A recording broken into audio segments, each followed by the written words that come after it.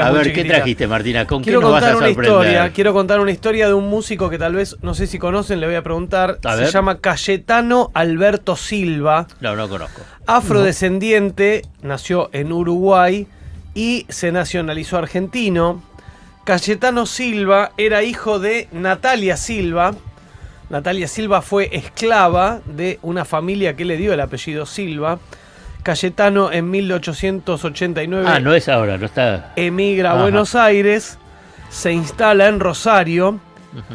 Cuando se instala en Rosario conoce a Filomena Santanelli, con quien tuvo 8 hijos. ¿Por qué estamos haciendo? ¿Historia? Un poquito O de música. historia. Poquito. En 1894 es nombrado maestro de la banda del Regimiento Séptimo de Infantería en Mendoza, se muda a Mendoza, luego ingresa a la policía en la provincia de Santa Fe, lo nombran capitán y director de la banda de la policía de Santa Fe. En 1898 funda el Centro Lírico, crea una orquesta llamada Rondalia y actúa en los carnavales de 1900, muy famosos los carnavales del 1900, y en 1901, con 33 años, tiene a una de sus 8 hijos, una en este caso su hija Isabel, y con el violín empieza a hacer una melodía con el que la quería dormir a la niña. Él no sabía que en ese momento, 1901, estaba empezando a componer una obra que iba a pasar eternamente a la historia de la patria. ¡Epa! ¿Saben cuál es la obra? No. Escúchenla. La nena no se duerme más. Claro. ¿Y cómo dormía la nena? Bueno, la nena no se duerme más. Pero escucha. La obra, ¿eh? Punto y coma. Los zapatos de mi abuela son de goma. Una falta de ¿Te acordás? respeto. El histórico. ¿En serio? Cayetano Alberto Silva es nada más y nada menos que el autor de la música de la marcha. En este caso, le vamos a decir la marcha de San Lorenzo, Marcha de aunque San Lorenzo. en ese momento se llamaba la marcha. Bueno, hay dos versiones, porque primero podría haber sido la marcha dedicada a Pablo Riccieri, que ahora te voy a contar quién era, pero Riccieri le dice, no puede llevar mi nombre, pongámosle el nombre de la ciudad donde yo nací, y era la marcha de San Lorenzo, porque Pablo Riccieri había nacido en San Lorenzo. Pero si no fue por la batalla. Quería contar la historia, ahora vamos a llegar a ese momento, porque la marcha de San Pero Lorenzo... pará, escúchame. No puede ser que toda mi vida esté pensando Claro. algo y ahora vos me digas que la marcha de San Lorenzo era para dormir una nena. Para dormir una nena. La marcha y de que San además Lorenzo era para Juan de los Palotes. Comienza, uy, no, pobre Zayat. La marcha de San Lorenzo comienza siendo instrumental en el año 1901.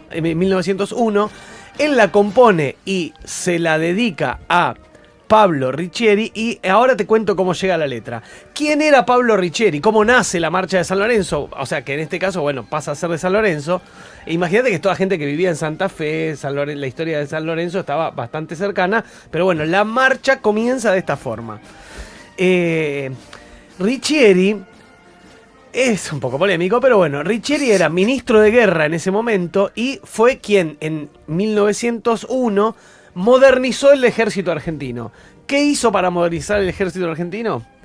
Primero, estableció el servicio militar obligatorio con los sorteos que se conocen hasta el día de 1900, creo que el 91, 92, por ahí. Claro. Y también fue el quien recuperó el cuerpo de granaderos a caballo para custodiar la casa de gobierno, que todavía sigue estando. O sea, el servicio militar obligatorio no, pero los granaderos siguen custodiando la casa de gobierno. Al año siguiente, en el año 1902, se interpreta por primera vez de manera pública la marcha de San Lorenzo. Dicen que es Marcha San Lorenzo. Marcha San Lorenzo, es verdad, Marcha San Acá Lorenzo. dice Serg 441. Marcha San Lorenzo. Acá empieza lo que vos decís. Se interpreta por primera vez en las cercanías del convento de San Carlos, donde fue la batalla de San Lorenzo, y ese día se designa como la marcha oficial del ejército argentino, que es la que estamos escuchando. Mirá, y Riccieri estaba viendo que es el mismo que el Te lleva a Ezeiza, Pablo Riccieri. La autopista. La autopista. La Riccieri. Puede ser. Ah, es el mismo. 2 días después vuelven a ejecutar, o sea, la segunda vez que se ejecuta públicamente la Marcha San Lorenzo es cuando se inaugura el monumento al General San Martín en la ciudad de Santa Fe, y en ese momento está Roca, por ejemplo, que era el presidente, y está el general Riccieri presente.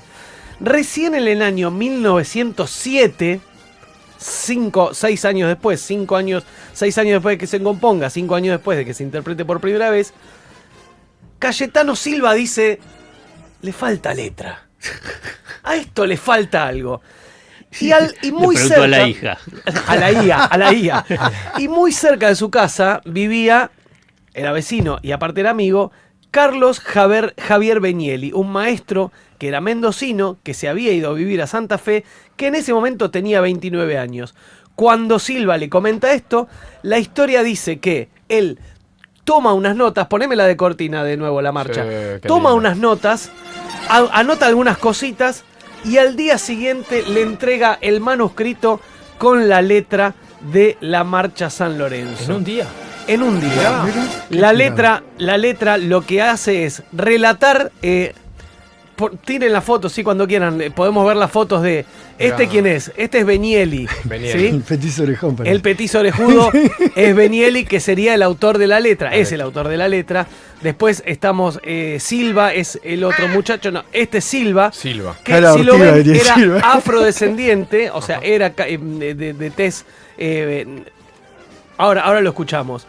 Lo que hace Benielli es relatar con precisión absoluta sobre la melodía que había compuesto Silva, relata lo que fue la batalla de San Lorenzo. Entonces cuenta, Febo asoma, ya sus rayos iluminan el convento, atrás de los muros, tras los muros sordos ruidos, oírse deja de corceles y de acero, porque San Martín, ¿qué estaba haciendo? Se había metido con su ejército de 120 granaderos adentro del convento de San Carlos, esperando que lleguen los realistas, que estaban por desembarcar. Entonces, el clarín estridente sonó, se abren las puertas del convento y por la izquierda y por la derecha salen San Martín, los granaderos, a enfrentar a los realistas. Avanza el enemigo a paso redoblado y al viento desplegado su rojo pabellón, y nuestros granaderos, aliados de la gloria, inscriben en la historia su página mejor. ¿Por qué su página mejor? Muy bueno esto. Porque eran 120 granaderos contra casi 400 soldados y ganaron los granaderos. Entonces, viene el final. Cabral, soldado heroico, cubriéndose de gloria, cual precio a la victoria su vida rinde, haciéndose inmortal. Acá, bueno, pone foco solo en Cabral, aunque fueron un par. Estuvo Baigorria también, que salvaron la vida de San Martín cuando San Martín, por un balazo que le pegan al caballo, cae y ¿qué le pasa? Queda atrapado y Cabral lo saca. Cabral no muere ahí.